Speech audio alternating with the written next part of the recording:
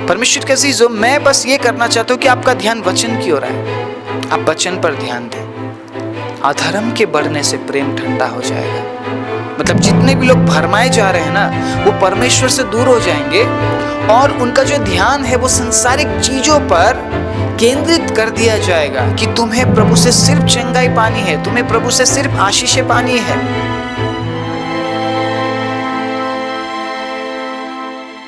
आप सभी को जय मसीह की। प्रभु यीशु मसीह के नाम से मैं आप सभी का स्वागत करता हूं आज के वचन के लिए।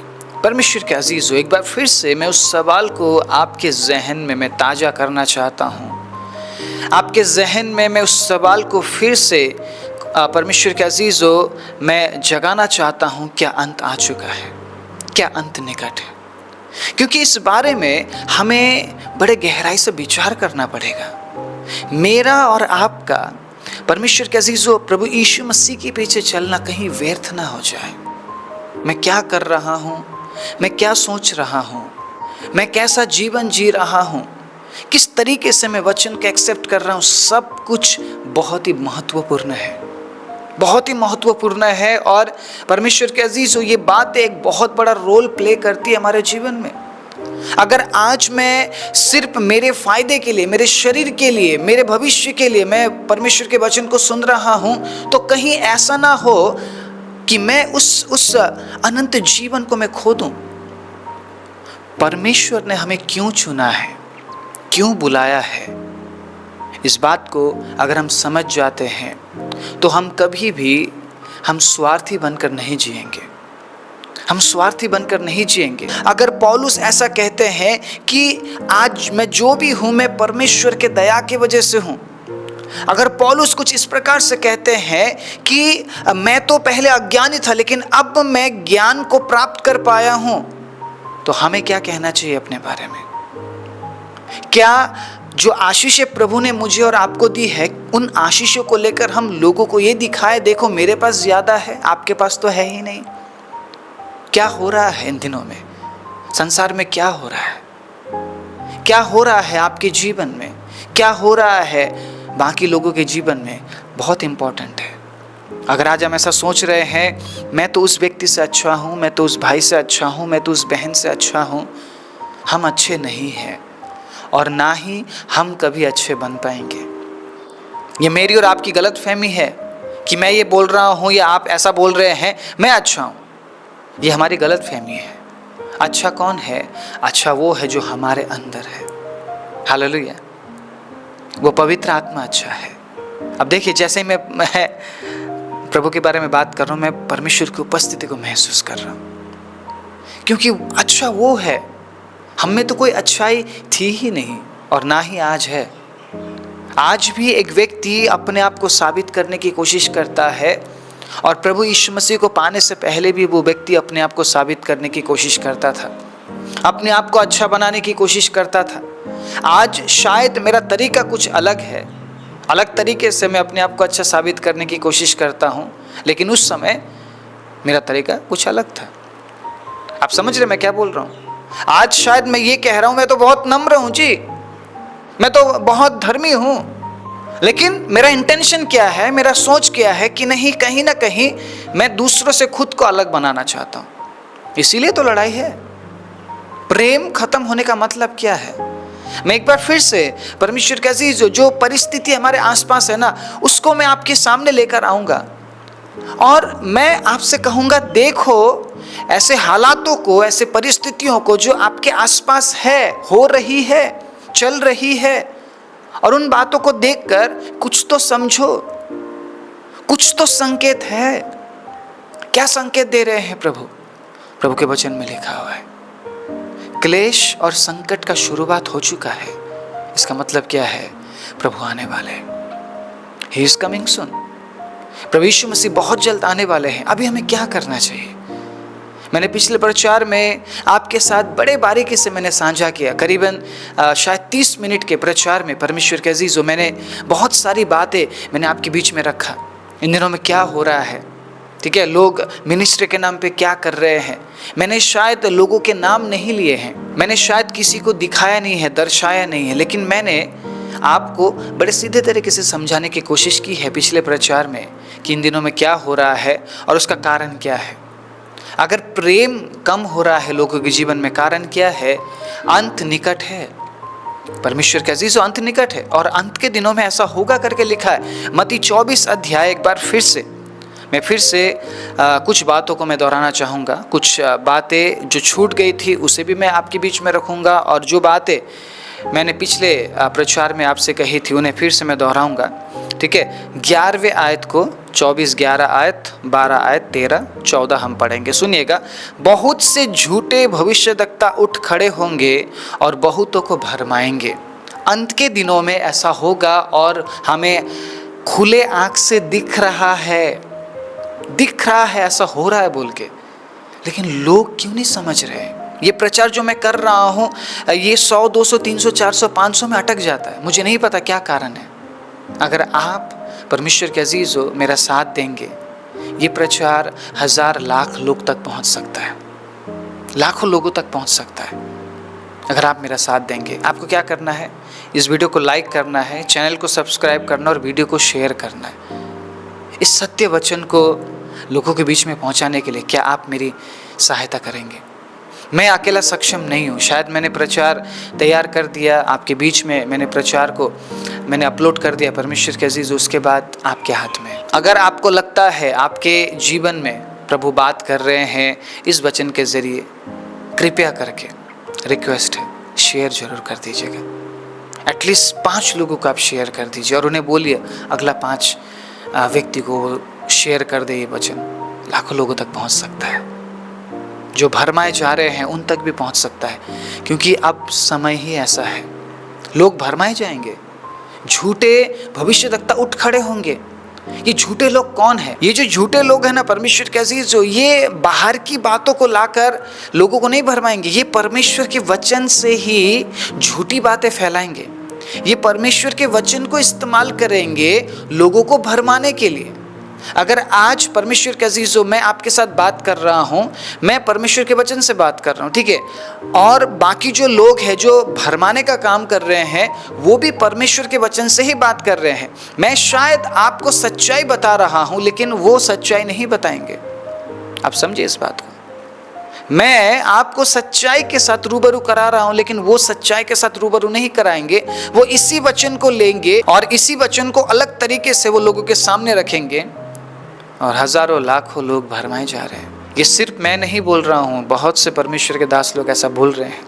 लोग भरमाए जा रहे हैं, लेकिन जो भरमाए जा रहे हैं उनको कुछ समझ ही नहीं आ रहा है वो क्यों भरमाए जा रहे हैं, उनके जीवन में क्या हो रहा है उन्हें कुछ पता नहीं। क्योंकि वो वचन नहीं पढ़ते, वो वचन नहीं पढ़ते। अंत के दिनों में ऐसा होगा, झूठे भविष्यद्वक्ता उठ खड़े होंगे और बहुतों को भरमाएंगे बोला है। और जब लोग भरमाए जाते तब क्या होता है? सुनिएगा। अधर्म के बढ़ने से बहुतों का प्रेम ठंडा हो जाएगा। अब जब लोग भरमाए जाते हैं ना परमेश्वर के अजीजों, वो अधर्म में बढ़ते हैं। क्यों? क्योंकि सच्चाई उनसे छूट जाती है, प्रभु उनसे छूट जाता। और अगर प्रभु आपसे छूट गया, आप तो अधर्म में बढ़ेंगे। आप झूठ बोलेंगे परमेश्वर के अजीजों, आप फरेब करेंगे, आप स्वार्थी बनेंगे, आप प्रेम रहित, दया रहित, क्षमा रहित आप हो जाएंगे। मैं पढ़ाऊंगा आगे अंत के दिनों में क्या होगा। तो ये जो संकेत है ना, ये संकेत हमें इसलिए दिया जा रहा है कि प्रभु निकट है। हमें क्या करना चाहिए ऐसे समय में? हमें क्या करना चाहिए? मुझे याद है मैंने शायद इतना सीरियस होकर परमेश्वर के अजीजों आपके बीच में अंत के दिन के बारे में प्रचार नहीं किया है अभी तक। मैं सही बोल रहा हूँ? आप मेरे पुराने प्रचारों को देखिए, मैं इतना सीरियस होकर मैंने कभी नहीं किया, लेकिन अब करना पड़ रहा है हालातों को देखते हुए। मुझे नहीं पता मैं कितने लोगों को मैं जागृत कर पाऊंगा, आप लोग कितने लोगों तक इस वचन को पहुंचाएंगे, लेकिन जितने भी लोगों तक परमेश्वर के अजीजों ये वचन पहुंचे, मैं चाहता हूँ, मेरी प्रार्थना है कि वो जाग जाएं, वो जाग जाए और इस वचन की ओर ध्यान करे। मेरी बातों पर आप गौर मत कीजिए, मैं जो वचन आपको दे रहा हूं ना उस वचन पर गौर कीजिए। बस मैं यही चाहता हूं। मेरी बातों पर आप भरोसा नहीं करते हैं मत कीजिए, लेकिन एटलीस्ट वचन पर तो भरोसा कीजिए। आप एक मसीह व्यक्ति है, अगर आपका रिश्ता वचन के साथ नहीं है तो आप किस प्रकार के मसीह हैं? लोगों के कहने पर मत जाइए, एक बार वचन पढ़िए, वचन में क्या लिखा। परमेश्वर के अजीजों, मैं बस ये करना चाहता हूँ कि आपका ध्यान वचन की ओर आए, आप वचन पर ध्यान दें। अधर्म के बढ़ने से प्रेम ठंडा हो जाएगा। मतलब जितने भी लोग भरमाए जा रहे हैं ना, वो परमेश्वर से दूर हो जाएंगे और उनका जो ध्यान है वो संसारिक चीजों पर केंद्रित कर दिया जाएगा कि तुम्हें प्रभु से सिर्फ चंगाई पानी है, तुम्हें प्रभु से सिर्फ आशीषें पानी है, तुम्हें नया घर प्राप्त करना है, तुम्हें गाड़ियों को प्राप्त करना है, तुम्हें पैसे वाला बनना है। देखो प्रभु वचन में लिखा है ना, प्रभु आशीष देता है, प्रभु पैसा देता है, प्रभु ये देता है, प्रभु वो देता है। अब लोगों का ध्यान उन चीजों पर केंद्रित किया जा रहा है और जहां पे ऐसी बातें मिलती है लोग तो वहां जाएंगे ही जाएंगे, लोग जाएंगे ही जाएंगे। अब मैं यहाँ पर हर एक मिनिस्ट्री, हर एक चर्च पर मैं सवाल खड़ा नहीं कर रहा हूँ, आपको समझना पड़ेगा। परिपक्व होकर मैंने बोला था आप सभी को प्रचार को सुनना है। बहुत से ऐसे कलीसियाएं हैं परमेश्वर के अजीज़ों, वो बहुत बड़े गैदरिंग में है, बहुत बड़ी बड़ी सभा है उनकी, लेकिन वो सत्यता में चलते हैं। लेकिन सब ऐसे नहीं है, क्योंकि अंत के समय में लोग भरमाए जाएंगे और लोग भरमाए कलीसिया के बाहर नहीं, कलीसिया के अंदर भरमाए जाएंगे। ये बहुत दुखद बात है और सोचने वाली बात है। ये कलीसिया के अंदर भरमाए जाएंगे। आपको लग रहा होगा कि मैं यूट्यूब में परमेश्वर के वचन को मैं सुन रही हूँ, परमेश्वर के वचन को मैं सुन रहा हूँ, लेकिन आपको पता ही नहीं आप क्या देख रहे हैं। आप क्या देख रहे हैं ये आपको भी नहीं पता। लोग लड़ रहे हैं आपस में, उस चीज को देखकर आप क्या कह रहे हैं, प्रभु की स्तुति हो, प्रभु की स्तुति हो। लोग कमेंट्स कर रहे हैं, हजारों में कमेंट है और लोग अपना राय रखते हैं, हाँ आपने सही किया, उस व्यक्ति को एक्सपोज करना सही था। क्या बोल रहे हैं आप, क्या बोल रहे हैं आप, क्या बोल रहे हैं आप? कभी आपने सोचा कमेंट करने से पहले कि मैं क्या कमेंट कर रहा हूं? मेरे प्रचारों को आप निकालिए और देखिए क्या कमेंट किया लोगों ने। क्या बोलते हैं लोग? आमीन, प्रेज द लॉर्ड, प्रभु की महिमा हो। उनके विचारों में बस इतनी बातें आती है। मैं करीबन 30 मिनट तक मैं प्रचार करता हूँ, उस पूरे प्रचार में वो अपने लिए कुछ ऐसी बातें प्राप्त ही नहीं कर पाते कि वो उस कमेंट सेक्शन में लिखे। मैं हैरान हो जाता हूँ। मैं कई बार आप लोगों से बोलता भी हूँ, आप लोग जब कमेंट लिखते हैं, प्रचार से आपने क्या सीखा उस बात को लिखिए ताकि लोगों को मदद मिले। आपने क्या सीखा और बाकी लोगों ने क्या सीखा, क्योंकि सब अलग अलग तरीके से सीखते हैं। एक प्रचार होगा लेकिन उस प्रचार से लाखों लोग अलग अलग तरीके से समझ पाते हैं। प्रभु सबको अलग अलग तरीके से समझाते हैं। तो मेरे कहने का मतलब ये है, जब आप लोगों के लड़ाइयों को देखते हैं, कोई किसी को एक्सपोज कर रहा है, कोई किसी के बारे में बुरी बातें बोल रहा है या उसके कमियों को लोगों के सामने, लाखों लोगों के सामने दिखा रहा है, उसमें कमेंट पढ़िए लोग किस तरीके का कमेंट करते हैं। आपने सही किया, आप सही परमेश्वर के दास है, वो एकदम झूठा है, घटिया है, बेकार है।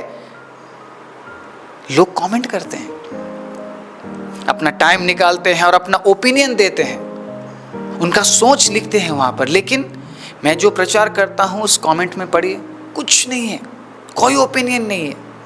क्या सीखा है वो तक नहीं लिखते हो। क्या लिखते हैं? आमीन, प्रेज द लॉर्ड, प्रभु की महिमा। तो मैं ये कहना चाहता हूँ और समझना भी चाहता हूँ, तो ये जो लोग बड़े बड़े कमेंटों को लिखते हैं जहाँ पे लोगों को एक्सपोज किया जाता है या एक व्यक्ति दूसरे व्यक्ति पर दोष लगा रहा है, उसके नीचे बहुत सारे कमेंट्स होते हैं। कौन है ये लोग? कौन है? क्या ये मसीह विश्वासी है या ये लोगों को एक्सपोज करने में ज़्यादा इंजॉय करते हैं? कौन है ये लोग? हमारा परमेश्वर वो क्षमा करने में इंटरेस्टेड है, लेकिन उसी परमेश्वर के लोग दोष लगाने में इंटरेस्टेड है। ये कुछ जम नहीं रहा ना ये बात। और ये लोग कहते हैं कि हम विश्वासी हैं, हम अच्छे हैं, इसीलिए इनके माइंड में क्या है? कमेंट्स है। बड़े बड़े कमेंटों को ये लिखते हैं और अपना राय देते हैं, लोगों को बताते हैं कि हाँ जी ये व्यक्ति सही नहीं है। मैं ये पूछना चाहता हूँ, आप कितने सही हैं? आप कितने सही हैं? क्या आप मिस्टेक नहीं करते? मुझे बताइए, कोई ऐसा व्यक्ति है जो मिस्टेक ना करता हो, एकदम परफेक्टली काम करता हो? है आप में से कोई? ठीक है, चलो आप अलग है, ठीक है, आप विश्वासी हैं, आप प्रचार नहीं करते हैं। मुझे बताइए, ये लोग जो प्रचार करते हैं, इवन मैं, क्या मैं बिल्कुल सटीकता से चलता हूँ? आपको क्या लगता है? क्या मुझ में कोई कमी नहीं है? क्या मुझ में कोई कमी नहीं है? क्या मुझ में संपूर्णता है? मुझे बताइए, ये जितने भी बड़े बड़े प्रचारक इस दुनिया में, किसी में कोई कमी नहीं है, सब में संपूर्णता है। मुझे बताइए, क्या योना में कमी था? क्या योना में कमी था? क्या बोलेंगे आप? नहीं। यस। क्या दाऊद में कमी था? क्या बोलेंगे आप? नहीं। यस। क्या अब्राहम में कमी था? क्या बोलेंगे आप? मुझे बताइए। सोचिए जरा, आप क्या देख रहे हैं और कहाँ पे आप कमेंट कर रहे हैं? क्या उस कमेंट के बारे में परमेश्वर आपसे नहीं पूछेंगे, तूने उस वीडियो में क्यों कमेंट किया था? नहीं पूछेंगे। मैं इतने दिनों से आप सभी से मैं निवेदन कर रहा हूँ, आप जो सीख पाते हैं परमेश्वर के अजीजों, या जो सीख पाए हैं उन बातों को लिखिए। कोई नहीं लिखता है। बहुत कम ऐसे लोग हैं जो अपने सीख को लिखते हैं कि मैंने ये सीखा है, मैं ये सीख पाया या ये सीख पाई हूँ। मुझे बहुत अच्छा लगता है जब आप लोग इस तरीके के कमेंट को करते हैं कि मैंने आज इस प्रचार से ये सीखा है, प्रभु ने मुझसे बात किया है। लेकिन सब ऐसा नहीं करते। लेकिन ऐसे प्रचारों में, ऐसे वीडियोस में जहाँ पर लोगों को एक्सपोज किया जा रहा है, भर भर के कमेंट है। इसका मतलब लोगों को क्या देखने में मज़ा आता है? क्या देखने में मज़ा आता है? अब मैं ऐसे लोगों से पूछना चाहता हूँ, उस प्रचार से या उस वीडियो से क्या सीखा आपने? क्या सीख मिली आपको? क्या सीख मिली? क्या सीख मिली? पता सीख क्या मिली? जो आपने कमेंट किया वही आपकी सीख है। उस प्रचार से, इस तरीके के वीडियो से वही सीख है आपकी। क्या मैं दूसरे पासवानों का प्रचार नहीं सुनता हूँ? मैं सुनता हूँ और मुझे बहुत पसंद है। मैंने कभी भी ऐसा नहीं सोचा कि प्रभु सिर्फ मुझसे बात करता। नहीं, ये गलत है, ये गलत है। मैं कई बार, मैं परमेश्वर के दासों के मैं प्रचारों को सुनता हूँ और मैं उत्साहित होता हूँ। कई बार मुझे ज़रूरत पड़ती है ऐसे वचनों की। मैं एक प्रचारक होने के बावजूद मैं ये बोल रहा हूँ, परमेश्वर के अज़ीज़ों, हम सब एक हैं। हम सब एक हैं। शायद मेरा कोई बड़ा भाई होगा, कोई छोटा भाई होगा संसार में, हम सब भाई हैं, हम सब भाई बहन हैं। और मैं अच्छे लोगों को मैं सपोर्ट करता हूँ, जो वाकई में परमेश्वर के इच्छा के अनुसार चलते हैं, वचन के अनुसार चलते हैं। मैं उन्हें सपोर्ट करता हूँ, मैं उत्साहित भी होता हूँ। लेकिन जो वाकई में परमेश्वर के अज़ीज़ एक्सपोज करने में इंटरेस्टेड है, वो हमेशा दूसरों में कमी ढूंढते हैं, बुराई ढूंढते हैं, क्योंकि उन्हें ऐसा लगता है कि मैं बिल्कुल परफेक्ट हो चुका हूँ। और इसी का मतलब है अधर्म। प्रेम का कम होना, इसी का मतलब है। जब एक व्यक्ति परमेश्वर से दूर हो जाता है ना, उसे पूरी दुनिया गलत दिखती है, सब गलत दिखते हैं। एवरीवन, हर एक व्यक्ति गलत दिखता है उसे। वो सिर्फ अपने नज़र में अच्छा है। वो जब खुद को शीशे में देखता है ना, वो कहता है मुझसे बढ़िया कोई नहीं इस दुनिया में। लेकिन क्या परमेश्वर भी आपके बारे में ऐसा ही सोचते हैं? मुझे बताइए, क्या परमेश्वर आपके पापों को एक्सपोज नहीं कर सकते हैं? क्या परमेश्वर आपके कमियों को, आपके मिस्टेक्स को एक्सपोज नहीं कर सकते हैं? वो कर सकते हैं, लेकिन वो अभी नहीं करेंगे। वो कब करेंगे पता है? जिस दिन न्याय होगा। और जिस दिन आप ये कहेंगे प्रभु मैं तो बहुत अच्छे तरीके से चला था, आप क्यों ऐसा बोल रहे हैं कि मैंने तो कुछ अच्छा किया ही नहीं? प्रभु उस दिन आपको सब कुछ दिखाएगा। अगर मैं कुछ इस तरीके से बोलता हूँ, प्रभु मुझे सब कुछ दिखाएगा, देख तूने क्या क्या किया। सब कुछ लिखा हुआ है उस पुस्तक में, सब कुछ लिखा, सबके काम लिखे हुए हैं। और प्रभु के वचन में लिखा है परमेश्वर उनके कामों के अनुसार न्याय करेगा। मेरे और आपके काम परमेश्वर के अजीज़ों अच्छे होने चाहिए। मैं यहाँ पर ये नहीं बोल रहा हूँ कि मैं बहुत अच्छा हूँ या वो बहुत बुरा है। मैं कह रहा हूँ हमारे काम अच्छे होने चाहिए, बस बात खत्म है यहाँ पे। मैं क्या कर रहा हूँ, आप क्या कर रहे हैं, सब कुछ परमेश्वर जानते हैं। मेरे ये कहने से कि मैं बहुत अच्छा काम कर रहा हूँ, मैं अच्छा काम करने वाला नहीं बन जाऊँगा। परमेश्वर के अजीज़ों, मुझे उस काम को जारी रखना है और तब तक करना है जब तक परमेश्वर के अजीज़ों में, परमेश्वर के राज्य में प्रवेश ना करूं, तब तक मुझे उस काम को करते रहना और अच्छे काम ही करते रहना है।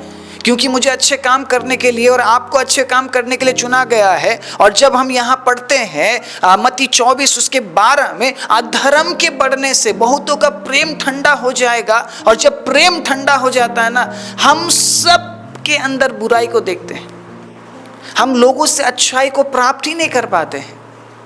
प्रेम याद आया, बहुत से अपराधों को ढांप देता है। अगर आपके अंदर प्रेम है ना, आप बहुत से अपराध को आप ढांप देंगे। छोटा सा एग्जाम्पल देना चाहता हूँ, उसके बाद मैं आगे बढ़ूंगा, ज़्यादा समय नहीं लूँगा। परमेश्वर के अजीज बने रहिएगा। एक माँ के बारे में मैं उदाहरण देना चाहता हूँ। एक माँ को मैंने देखा, उस माँ के जीवन में बहुत दुख था, बहुत तकलीफें थी। और पता है उस माँ का दुख और तकलीफ क्या था? उसका बेटा।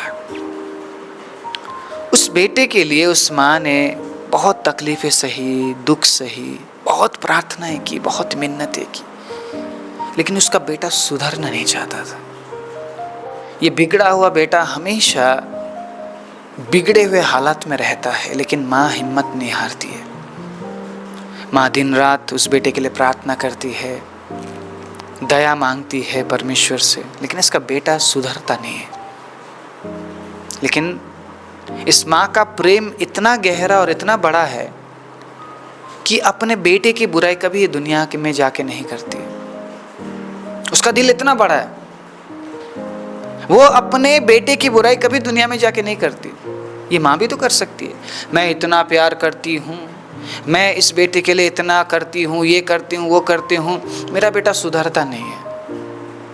बोल सकती है ये माँ? नहीं बोल सकती है। आप में से जितने माएँ मुझे देख रही है, क्या आप अपने बच्चों की बुराई दुनिया में जाके करेंगे? आपके बच्चे जितने ही बुरे हो, परमेश्वर के अजीज हो, क्या आप करेंगे अपने बच्चों की बुराई दुनिया में जाके? लोगों के सामने एक्सपोज करेंगे आप अपने बच्चों को? करेंगे? मुझे बताइए। कोई माँ या कोई पिता ऐसा नहीं कर सकता है, नहीं करेगा। तो फिर हमारा परमेश्वर कैसे एक्सपोज करेगा? क्यों एक्सपोज करेगा वो? मेरी बुराई मेरे और मेरे परमेश्वर के बीच में है, आपकी बुराई आपके और आपके परमेश्वर के बीच में है। तीसरा व्यक्ति आना ही नहीं चाहिए वहाँ पे, तीसरा व्यक्ति होना ही नहीं चाहिए। इसीलिए प्रभु यीशु मसीह ने कही है, कमरे में जा, दरवाज़ा बंद कर, उसके बाद प्रार्थना कर, क्योंकि मैं तेरे पापों को लेकर दूसरों के पास जाकर नहीं बोलता ये व्यक्ति इतना बड़ा पापी है। यीशु मसीह के पास जब व्यभिचारिणी स्त्री लाई गई, यीशु ने उसके पाप के बारे में कुछ नहीं पूछा, कुछ भी नहीं पूछा। वो स्त्री डरती और कांपती हुई यीशु के सामने खड़ी थी, और बस उस स्त्री ने यही बोला कि प्रभु सब चले गए, किसी ने नहीं मारा। यीशु ने कहा, जा तेरे पाप क्षमा हुए, दोबारा पाप मत करना।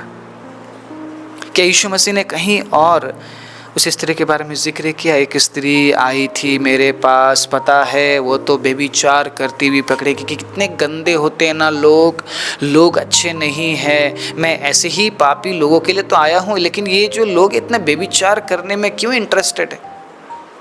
बोला यीशु मसीह ने। क्या एक्सपोज किया प्रभु ने? वो क्षमा करने में इंटरेस्टेड है। परमेश्वर के अजीज, उसका स्वभाव क्षमा करने वाला। लेकिन इंसान क्या करता है? इंसान क्षमा नहीं करता है, इंसान क्षमा करने का नाटक करता है। अंत का समय है परमेश्वर के अजीजो, हमें सोचने में मजबूर होना पड़ेगा कि मैं क्या कर रहा हूँ। ऐसे प्रचार, ऐसे वीडियोस को देखकर आप अपना टाइम खराब कर रहे हैं। कुछ नहीं मिल रहा आपको, कुछ नहीं सीख पाएंगे आप उसमें से। आपको मज़ा आएगा, क्योंकि हमें ना निंदा सुनने में बड़ा मज़ा आता है, बुराई सुनने में बड़ा मज़ा आता है। किसी के बारे में अगर कोई बुराई कर रहा है ना, बहुत इंटरेस्ट लेकर हम सुनते हैं। इंटरेस्टिंग होता ना, जानना है उस व्यक्ति के जीवन में क्या चल रहा है, उस व्यक्ति के जीवन में क्या चल रहा है, वो कितने पाप में है, वो कितने पाप में है, और हम इंजॉय करते हैं। चोरी छिपे की रोटी अच्छी लगती है, चोरी छिपी की रोटी अच्छी लगती है। इसका मतलब क्या है? क्यों प्रभु के वचन में लिखा है निंदा मत करना, ना दूसरों के बारे में बात मत करना, बुराई मत करना? क्यों लिखा है? क्योंकि लोगों को मज़ा आता है, इस काम में, और ऐसे वीडियोस को देखने में भी लोगों को मज़ा आता है। मैं ये नहीं बोल रहा हूँ कि जो लोग इस तरीके के वीडियो को बनाते हैं उनका चैनल बंद हो जाए।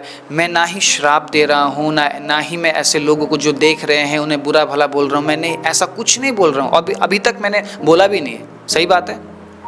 मैं बस ये बोल रहा हूँ जो लोग इस तरीके के वीडियोज़ को बना रहे हैं वो कुछ अच्छा बनाए, प्रभु के वचन को लेकर आए, प्रभु के वचन से लोगों को उत्साहित करें और प्रेम के बारे में बात करें कि आप प्रेम कीजिए, आप प्रेम कीजिए, आप प्रेम कीजिए। नफरत के बारे में जितना बात करेंगे लोग उतना ही नफरत करेंगे। जितना लोग नफरत के बारे में सुनेंगे उतना ही लोग नफरत करेंगे। हमारा मसीह समाज नफरत करने वाला समाज नहीं है। हमारा मसीह समाज दोष देने वाला समाज नहीं है। दोष शैतान देता है, शैतान दोष लगाता है। शैतान का काम ही है प्रभु के सामने जाकर ये बोलना, प्रभु देखिए ये बेटा अच्छा नहीं है, वो अच्छा नहीं है। परमेश्वर कहता मुझे पता है कौन अच्छा है कौन अच्छा नहीं, तुझे बोलने की जरूरत नहीं है, और मुझे ये भी पता तू कैसा है। शैतान अपने बारे में थोड़ी ना जाकर बोलता है ये प्रभु देखो मैं तो बुरा था। शैतान कभी बोलता होगा अपने बारे में जाके परमेश्वर को, है ना। शैतान ने अय्यूब के बारे में जाके तो बोल दिया, प्रभु देखो आपने ना इसे आशीष दी है, इसीलिए ये आपके पीछे चलता है, इसीलिए आपकी महिमा करता है, आपको धन्यवाद देता है। थोड़े समय के लिए मुझे दे दो इसका जो अधिकार है, फिर देखो जरा मैं इसका क्या हल करता हूँ, फिर मैं भी देखता हूँ ये आपको धन्यवाद देता है कि नहीं। हमारे बारे में भी जाकर बोलता होगा ना, वो उसका काम ही यही है। क्या उस समय शैतान ने ये बोला कि प्रभु मैं अच्छा नहीं हूँ? शैतान जानता है मैं ये बात परमेश्वर के सामने जाकर नहीं बोल सकता, क्योंकि परमेश्वर को पहले से ही पता है मैं किस तरीके का हूँ, मैं अच्छा हूँ या बुरा हूँ। तो उसका काम है लोगों को दोष देना, लोगों पर दोष लगाना। ये शैतान का काम है, हम परमेश्वर के लोगों का नहीं। प्रेम ठंडा होने के बाद क्या होगा, यही हो रहा है अभी दुनिया में। हमें क्या सीख मिलती है कि हमें ऐसा नहीं करना है, ठीक है। 13वीं आयत को मैं पढ़ना चाहूंगा और मैं आपके बीच में रखना चाहूंगा। परंतु जो अंत तक धीरज धरेगा उसी का उद्धार होगा। ये उद्धार शब्द जितना छोटा है ना, इसका मीनिंग उससे कई गुना ज्यादा बड़ा है और कई गुना ज्यादा गहरा है। उद्धार बस मिल गया करके नहीं, उसमें बने रहना बहुत जरूरी है। हम जितने भी यीशु मसीह पर विश्वास करते हैं, हम ये विश्वास करते हैं कि हमें उद्धार मिल चुका है। आमीन। इस बात में आप भी कहिए आमीन, मैं भी कहूँगा आमीन। लेकिन बने रहना जरूरी है। अंत तक जो धीरज धरेगा उसी का उद्धार होगा। आज आप कह रहे हैं कि प्रभु मुझे तो उद्धार मिल गया, अब मैं फ्री हो गया हूँ, मैं कुछ भी करूँगा। नहीं, अंत तक धीरज धरना पड़ेगा, प्रेम में बने रहना पड़ेगा। अंत तक परमेश्वर के अजीज और प्रभु के वचन को थामे रहना पड़ेगा। कौन से अंत के बारे में लिखा गया? अंत तक मतलब जब तक हम जिंदा है इस संसार में, तब तक धीरज धरना पड़ेगा, उसी का उद्धार होगा। धीरज धरने का मतलब क्या है? बने रहना प्रभु में, उसके वचन में बने रहना, उसके समय के लिए इंतजार करना, भलाई करते रहना, उसी का उद्धार होगा। और राज्य का ये सुसमाचार सारे जगत में प्रचार किया जाएगा कि सब जातियों पर गवाही हो, तब अंत आ जाएगा। कब तक हम एक दूसरे पर दोष लगाते रहेंगे? दोष लगाने का समय नहीं है, वचन को प्रचार करने का समय है, प्रेम के बारे में बताने का समय है, धीरज के बारे में बताने का समय है, परमेश्वर के अजीज और प्रभु के चमत्कारों के बारे में बताने का समय है, आज़ादी के बारे में बताने का समय है, चंगाई के बारे में बताने का समय है, भविष्यवाणियों के बारे में बताने का समय है। लड़ने का समय नहीं है ये समय। चारों तरफ जो हो रहा है परमेश्वर के अजीजों, ये एक संकेत है, प्रभु निकट है। और अगर हम लड़ते रह जाएं, एक दूसरे पर दोष लगाते रह जाए, हम उस बात से चूक जाएंगे, उस उद्धार से चूक जाएंगे। प्रभु परमेश्वर के अजीजों, हम सच्चाई से चूक जाएंगे। 2 तीमुथियुस में 3 अध्याय में अगर आप 1 आयत से पढ़ना शुरू करेंगे, आपको पता चलेगा जब अंत का समय होगा लोग कैसे हो जाएंगे। लेकिन उसके 10वें आयत से जब आप पढ़ते हैं, आपको निर्देश दिया जाता है, मुझे निर्देश दिया जाता है। क्या निर्देश दिया जा रहा है? परंतु तूने उपदेश, चाल चलन, मनसा, विश्वास, सहनशीलता, प्रेम, धीरज और सताए जाने और दुख उठाने में मेरा साथ दिया। और ऐसे दुखों में भी जो अंताकिया और इकुनियुस और लुस्त्रा में मुझ पर पड़े थे, और अन्य दुखों में भी जो मैंने उठाए, परंतु प्रभु ने मुझे उन सब से छुड़ा लिया। अब जब आगे आप पढ़ते जाएंगे ना, 4 अध्याय के दूसरे आयत को जब आप पढ़ेंगे, लिखा है, तू वचन का प्रचार कर, समय और असमय तैयार रहे, सब प्रकार की सहनशीलता और शिक्षा के साथ उल्हाना दे, डांट और समझा, क्योंकि ऐसा समय आएगा जब लोग खरा उपदेश ना सह सकेंगे, पर कानों की खुजली के कारण अपनी अभिलाषाओं के अनुसार अपने लिए बहुत से उपदेशक बटोर लेंगे और अपने कान सत्य से फेर कर कथा कहानियों पर लगाएंगे। पर तू सब बातों में सावधान रहे, दुख उठा, सुसमाचार का प्रचार का काम कर और अपनी सेवा को पूरी कर। ये बताया गया है। परमेश्वर के अजीज़ों, अगर हम परमेश्वर के राज्य के लिए अपने आप को तैयार करना चाहते हैं तो कुछ इस प्रकार से हमें अपने आप को तैयार करना है, ताकि अंत के समय में हम उस उद्धार से वंचित ना हो जाए। आमीन।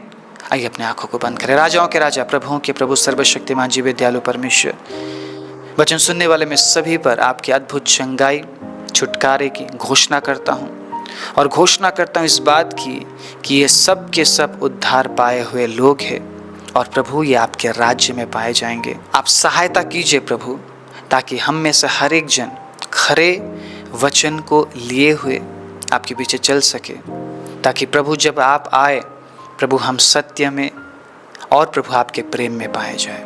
सारे महिमा आपको देते हुए यीशु के नाम से मांगते, आमीन।